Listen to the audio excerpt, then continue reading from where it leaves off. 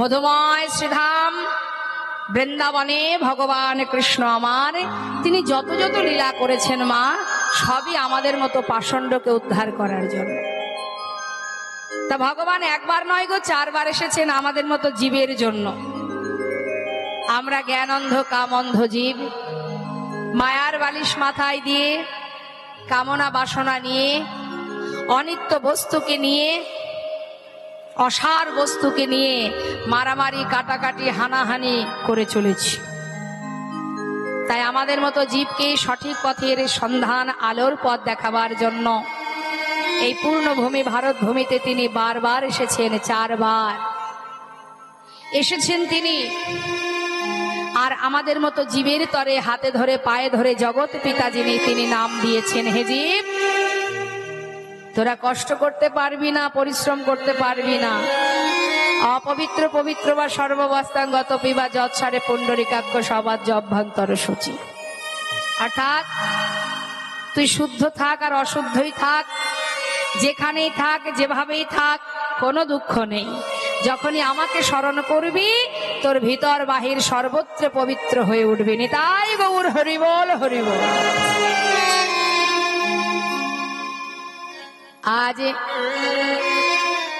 আমাদের মতো সাধারণ মানুষ নয়, কত রাজা কত মন্ত্রী যারা ঘর ছেড়ে, যারা সর্বস্ব ছেড়ে, অর্থ ছেড়ে, জমিদারি ছেড়ে চলে গিয়েছিলেন, আপন ঘরে ফিরে গিয়েছিলেন, আপন ঘরের সন্ধানে চলেছিলেন। তারা আমাদের মতো বোকা নয়, আমাদের মতো ভিখারি নয়। তাহলে কি এমন পেল বৃন্দাবনে যে জমিদারি ছেড়ে, অর্থ ছেড়ে, বিষয় ছেড়ে সেখানে চলে গেল? কি ছিল সেখানে? আহা, ঠিক তেমনই একজন ভক্ত, যিনি হলেন এই লালা। নিবাস কোথায়? মুর্শিদাবাদ জেলায়। মন দিয়ে শুনবেন মা, মুর্শিদাবাদ জেলায় কান্দির জমিদার গঙ্গা গোবিন্দ সিংহ আর তার ভাইয়ের নাম রাধা গোবিন্দ সিংহ। এই রাধা গোবিন্দ সিংহের কোনো সন্তান নেই। গঙ্গা গোবিন্দ সিংহের একটি পুত্র ছিল যার নাম কৃষ্ণচন্দ্র সিংহ। সেই কৃষ্ণচন্দ্র, প্রাণকৃষ্ণ সিংহ। আর সেই প্রাণকৃষ্ণ সিংহের যে পুত্র যার নাম কৃষ্ণচন্দ্র সিংহ, এই কৃষ্ণচন্দ্র সিংহকে আদর করে ভালোবেসে নাম রেখেছিল ঠাকুর দাদা লালা। ভালোবেসে ঠাকুর দাদারা নাম রাখে না? আস্তে, আমরা এখন নাম রাখি না, ছেলে মেয়েদের নাম রাখি তো। কি নাম রাখি? আগেকার সময়ে মায়েরা নাম রাখতো ভগবানের নামে, আর এখন কি রাখে? ওই সিনেমা হিরোদের নাম, প্রসেনজিৎ, চিরঞ্জিত, দেবজিৎ, লালটু, পল্টু, সেন্টু, ঝন্টু, লাস্ট টাইম নাম রাখে পাপায়। মানে পাপ, তুই আর দূরে থাকবি কেন, সব আমার কাছে আয়। আগেকার সময়ে মায়েরা, ঠাকুর দাদা বা মায়েরা, গুরুজনরা ভগবানের নামে নাম রাখতেন। কেন না, হাজার কাজের মধ্যে দিয়ে যদি নামটা উচ্চারণ করি তবু তো প্রভুর নামটা স্মরণ করা হবে, তাই না? আর এখন বলে ওসব চলবে না, ব্যাকডেটেড, পুরানো হয়ে গেছে। এখন সব 2 অক্ষরের নাম, 1 অক্ষরের নাম খুঁজে বেড়ায়, সিনেমায় সিরিয়ালে যেগুলো হয়। এখন ঠাকুর দাদা ছেলের নাম রেখেছে লালা। ছেলে আমার একটু একটু করে বড় হচ্ছে, আর যত বড় হচ্ছে দেখুন মা, কিভাবে তার মনের মধ্যে একটু একটু করে বৈরাগ্য আসছে, ত্যাগ আসছে। আমরা আজ এটাই জানবো, কখন কিভাবে কার মধ্যে ত্যাগ তৈরি হয় বলা যায় না মা। আস্তে, কথা নয়।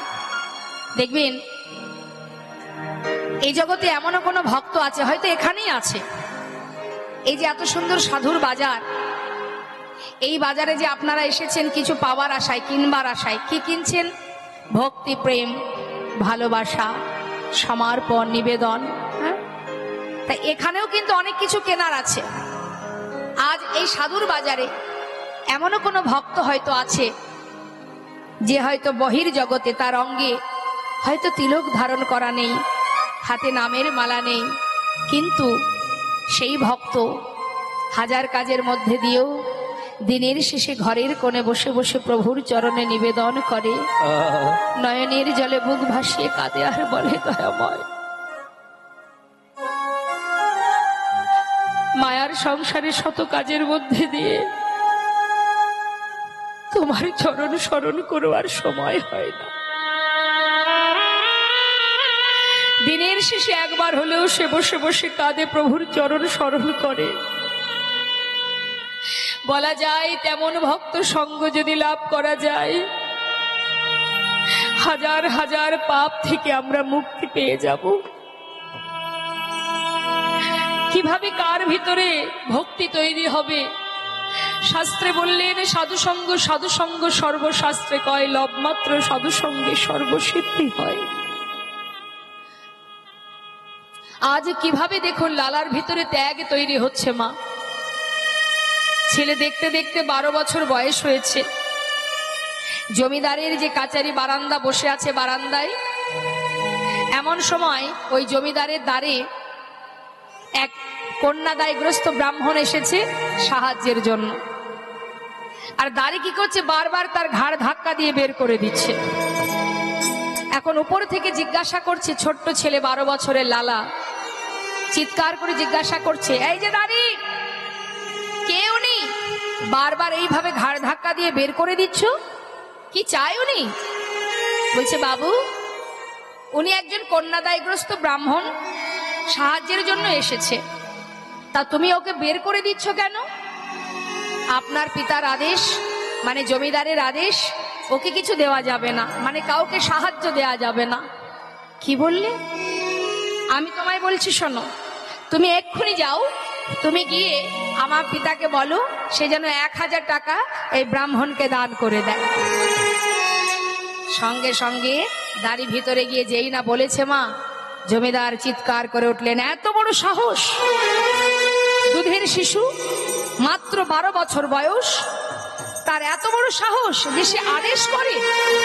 শোনো, 1000 টাকা গিয়ে ব্রাহ্মণকে দিয়ে দাও, আর আমার ছেলেকে ভালো করে বুঝিয়ে দাও, সে যতদিন নিজে রোজগার না করবে, দান করবার ইচ্ছাটুকু যেন প্রকাশ না করে।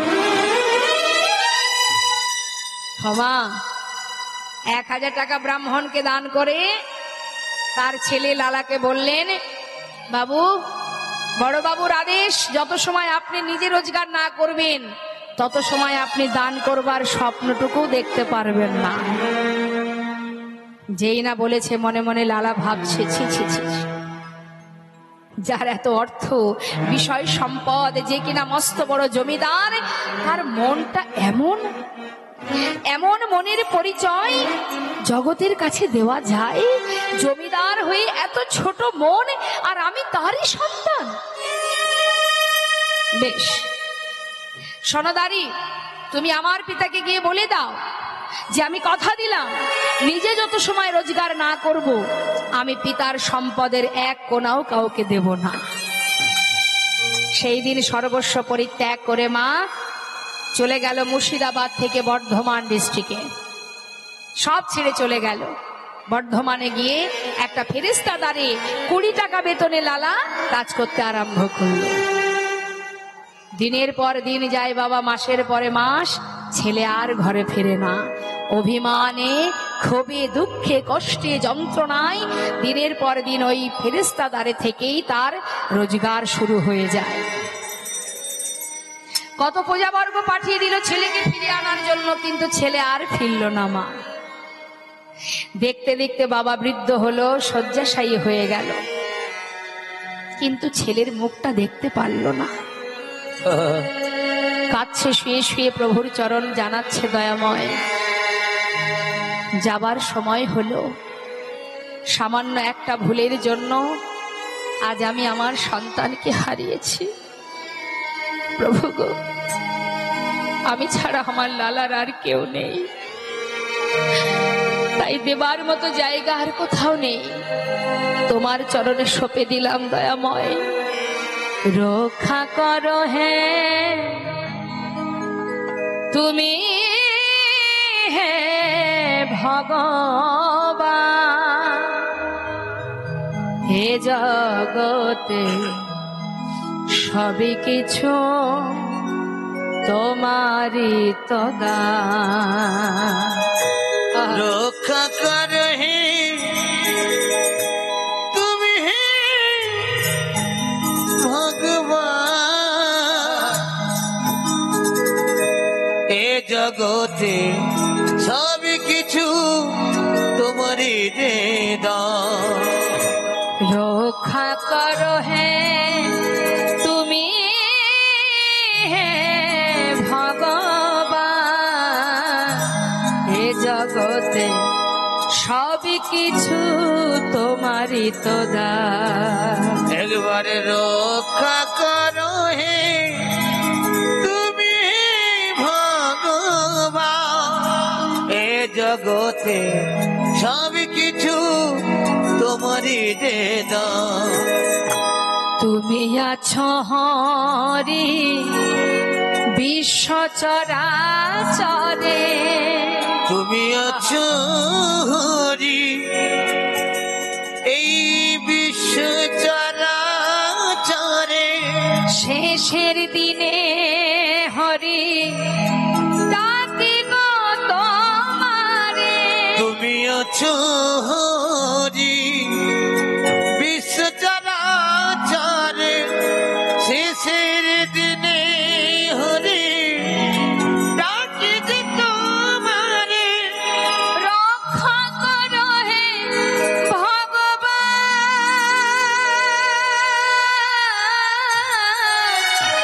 রক্ষা করো হে ভগবান, রক্ষা করো হে ভগবান। হরি বল তাই গৌর হরি বল। তুমি ভগবান বলো, এ জগতে সব কিছু তোমারই যে দান। বলো এ জগতে সব কিছু তোমারই যে দান। হোমা, দেখতে দেখতে প্রাণ পাখিটা উড়ে চলে গেল। আহা, ছেলের বদন দেখা আর হলো না।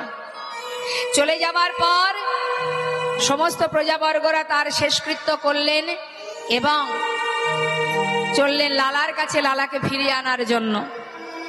সবাই মিলে বলে কয়ে হাতে পায়ে ধরে বললে, দেখো যার প্রতি তোমার এত ক্ষোভ সে তো চলে গেছে, এবার অন্তত ফিরে চলো, না হলে জমিদারি রক্ষা হবে কি করে। ফিরে এলো ছেলে আমার সবার অনুরোধে। ফিরে এসে ওই জমিদারির হিসাব নিকাশ সবকিছু বুঝে নিলেন। এবার জমিদারি রক্ষা হচ্ছে। মা হঠাৎ বিবাহের বয়স হয়েছে দেখে সবাই মিলে এক সুন্দর সুকন্যার সন্ধান পেয়ে লালার শুভ দিন দেখে বিবাহ দিলেন। নিতাই গৌর হরিবল হরিবল। বিবাহ তো হলো। বিবাহের পর একটা সন্তান হলো তার। ছেলের নাম নারায়ণ, আর লালার একটা পালিতা কন্যা ছিল যার নাম সুমতি। এই হচ্ছে তার সংসার। হরিবল। সংসারের মধ্যে আনন্দেই দিন কেটে যায়, আর এদিকে জমিদারি রক্ষা করে। আহা, কিন্তু এবার হলো কি মা, হঠাৎ একদিন ওই লালা বসে আছে বারান্দাতে, এক ভিখারি এসেছে দ্বারে ভিক্ষা চাইতে। যেই না ভিক্ষা চেয়েছে, লালা তাড়াতাড়ি করে নিচে নেমে এসে সেই ভিখারিকে বলছে, ভিখারি তুমি ভিক্ষা করো? কেন করো? বাবু আমি কেন ভিক্ষা করি শুনবে? তাহলে শোনো। কেন ভিক্ষা করে মা ভিখারি? বাবু গো বাবু গো বাবু গো,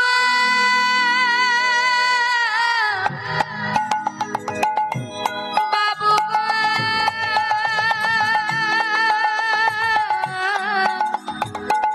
বাবু গো, বাবু গো, বাবু গো, বাবু, বাবু আমি হলাম দিন ভিখারি। ও গো বাবু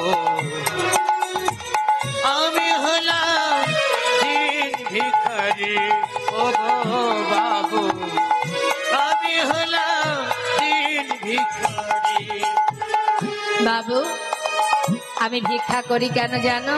শোনো, আমার ঘরে আছে গিরিধারী,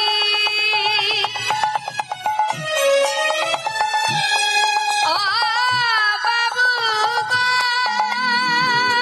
বাবু গো, বাবু গো, বাবু। ঘরে আছে আমার গিরিধারী, তাই দাঁড়ে দাঁড়ে আমি ভিক্ষা করি। আমার ঘরে আছে গিরিধারী, তাই আমি দাঁড়ে দাঁড়ে ভিক্ষা করি। শুধু তাই নয়, আমি ভিক্ষা করে কি করি জানো বাবু? তারে সেবা দিয়ে পাই গো প্রসাদ, তারে সেবা দিয়ে পাই গো প্রসাদ। ও গো এই তো আমার রীতি। আমি হলাম নিতাই গৌর হরি বল, হরি বল। আমি হলাম ভিখারি, ও গো বাবু আমি হলাম ভিখারি। আসতে, তাহলে ভিখারির কাজ কি? ভিক্ষা করে গিরিধারীর সেবা দিয়ে নিজে প্রসাদ পায়, তাই তো? বা জয় নিতাই, জয় নিতাই। এখন গিরিধারীর সেবা আপনারাও তো দেন, ভগবানের সেবা দেন না বাড়িতে? দেন তো? হ্যাঁ কিনা বলবেন তো? মায়েরা বলুন, সেবা দেন? হরে কৃষ্ণ। ওই ডেকে তুলুন তো একটু মাকে। ঘুমানো ঘরে গোবিন্দ থাকে না মা, এখানে ঘুমানো যা, বাড়ির বিছানায় ঘুমানো তাই। আর এখানে কমিটি দাদা ভাইরা যে এত সুন্দর চটগুলো পেতে দিয়েছে ঘুমানোর জন্য নয় তো। হ্যাঁ, কি গান? ঘুম ভাঙার গান। এখন সত্যি কথা বাবা, আস্তে আস্তে, কীর্তন ছাড়া তো ঘুম ভাঙার গান আমি জানি না। এখন আপনিও তো জেগে আছেন, আপনার তো ঘুম আসছে না। হ্যাঁ, আপনাকে তো ঘুম বশ করতে পারিনি। তাহলে যে মন দিয়ে কীর্তন শুনবে না, সে ঘুম তাকে বশ করবেই, কিচ্ছু করার নেই।